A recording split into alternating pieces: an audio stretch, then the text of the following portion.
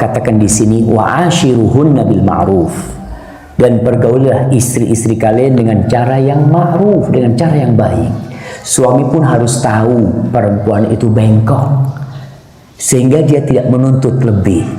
Kalau dia melihat sesuatu di istrinya yang perlu diluruskan, luruskan dengan cinta dan kasih sayang, tidak dengan tangan besi, dengan cinta dan kasih sayang. Rasulullah SAW itu mendapati istrinya Allah. Ibnu Katsir ketika mentafsirkan ayat ini, baca tuh tafsir Ibnu Katsir, indah banget. Dia ceritakan bagaimana Nabi SAW menggauli istri. Kadang-kala istrinya pernah mendiamkan Nabi sehari semalam, ya. Bayangkan. Dan Nabi sabar aja. Coba kalau kita, istri kita nggak mau ngomong sama kita, iya, nanti malam kau duduk sini, aku mau ceramah sama kau. Didudukkan istrinya, dibukakan kitab, Suf. Enggak, ini perempuan lagi ada sakit hati sama kau, nggak perlu dibacain kitab dia. Perlu digodain, diapain, ya. Pernah Aisyah radhiyallahu ta'ala mengangkat suaranya di atas Nabi alaihissalatu wassalam, dan itu nggak boleh. Tapi Nabi tahu ini perempuan, dan perempuan itu bengkok, dan Nabi yang menjelaskan hal itu. Sehingga contohlah Nabi alaihissalatu wassalam, mu'ashiruhunna bil ma'ruf. Ada lelaki-lelaki yang anti masuk dapur. Tahu, rejal, lelaki, kata, nggak mungkin masuk dapur, kata dia. Kenapa? Rasul sallallahu alaihi wasallam bantuin istrinya. Karena ditanya kalau Nabi alaihissalatu wassalam masuk rumah ngapain? Kana fi mihnati ahli. Beliau itu dalam urusan rumah tangganya, membantu urusannya. Beliau timbanya rusak, beliau tembel sendiri, dijahit sendiri mungkin, ya. Sandalnya, bajunya beliau lakukan itu sendiri sallallahu alaihi wasallam. Dan beliau itu disebutkan oleh Ibnu Katsir, duduk ngobrol sama istrinya malam hari, beliau masih sempatkan ngobrol sama istrinya. Sebagian suami itu kaku gitu, ya. Istrinya, bang, aku mau cerita, bang. Iya, aku baca di berita, bang, ada kejadian. Udah tahu gitu, kata dia. Jadi belum apa-apa, udah tahu.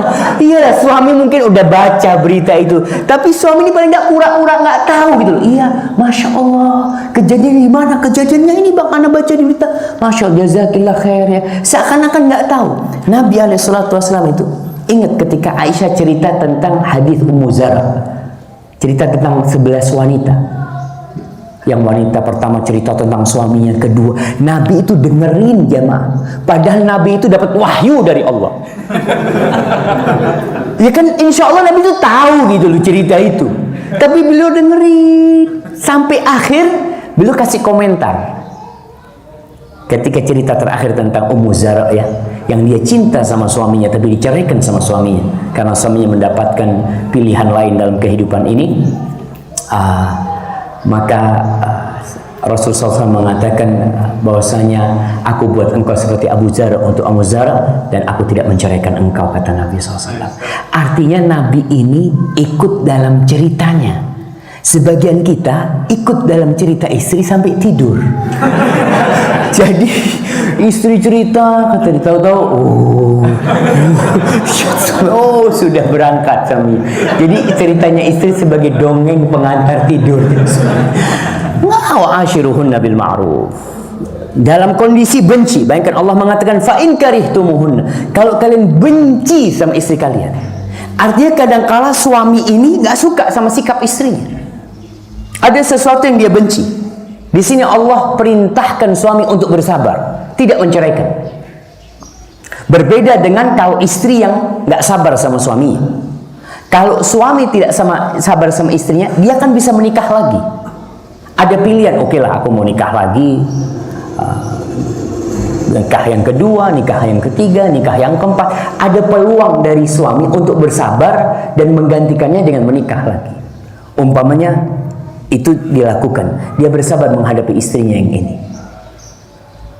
Kalau wanita tidak bersabar menghadapi suaminya, apakah ada pilihan untuk menikah lagi? Nggak ada. Makanya kalau wanita minta cerai, ketika seorang sahabat wanita minta cerai kepada Rasul SAW, Nabi langsung mengatakan, udah dapat cerita curhatan, ya udah kayaknya nggak bisa dilanjutkan. Nabi bertanya kepada perempuan itu, ataruddina ilaihi hadiqatahu, kau kembalikan maharnya, kebun maharnya jemaah, kebun kurma, bayangkan, kau kembalikan, aku kembalikan ya Rasulullah SAW. Makanya dipanggil suami.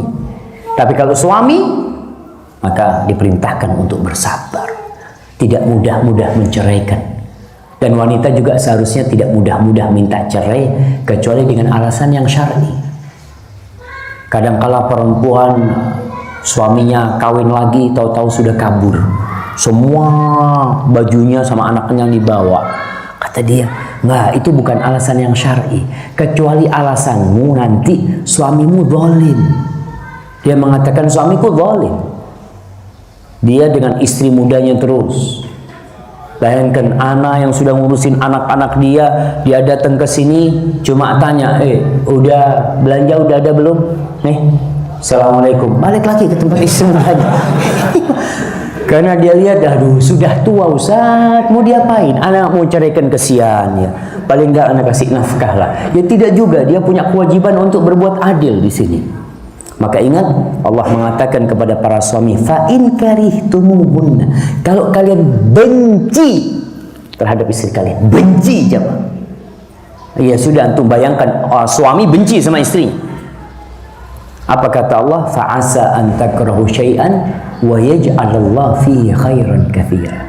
Bisa jadi itu asa, taraji. Sejadi itu, dan asa dari Allah insyaallah benar jemaah. Yang kalian benci itu Allah jadikan di balik itu kebaikan yang banyak. Makanya Nabi SAW berpesan kepada para suami dan istri juga sebenarnya, la yafrah mu'minun mu'mina. Janganlah seorang lelaki yang beriman membenci istrinya yang beriman. Membenci istrinya beriman. In kariha minha khuluqan radiya minha akhar. Kalau ada perilaku istrinya yang dia benci, bukankah ada perilaku laki yang dia sukai? Karena perempuan ini nggak mungkin dinikahi sama dia kecuali punya kebaikan. Kau sekarang melamar dia, datang ke rumahnya, pasti kau melihat kebaikannya, tidak melihat keburukannya. Dan dalam kehidupan ini, yang dilihat itu seharusnya adalah kebaikan, bukan keburukannya. Dalam rumah tangga, jemaah. Anda mau tanya sekarang sama antum, kalau seorang ngelamar pekerjaan di sebuah perusahaan, apa yang ditanya oleh perusahaan itu? Yang ditanya, kamu bisa apa? Gitu kan? Kamu punya keahlian apa? Dia sebutkan, saya bisa ini, bisa ini. Oh iya. Apa ada perusahaan yang tanya, kamu tidak bisa apa? Banyak kalau yang tidak bisa, saya Pak. Kalau yang ditanya yang tidak bisa itu banyak sekali gitu. Maka yang ditanya yang bisa. Maka Allah perintahkan para suami untuk melihat kepada kelebihan istrinya. Maka jangan tanya apa kekurangannya, tapi tanyakan kelebihannya. Jadi seorang suami ketika benci sama istrinya, maka dia tanya, apa sih kelebihan istriku? Oh, istriku itu Masya Allah, walaupun dia tidak pandai mengaji, tapi dia pandai bersolek. Oh, ada kelebihannya. Walaupun dia itu tidak cantik, tapi dia pintar mengaji. Subhanallah. Mudah-mudahan aku bisa numpang di surganya istriku. Ya kan dia juga berpikir, kalau istrinya baik, istrinya masuk surga terlebih dahulu karena amalannya, mungkin istrinya memberikan syafaat kepada suaminya. Ada banyak yang perlu dilihat kebaikan-kebaikan dari istri kita itu.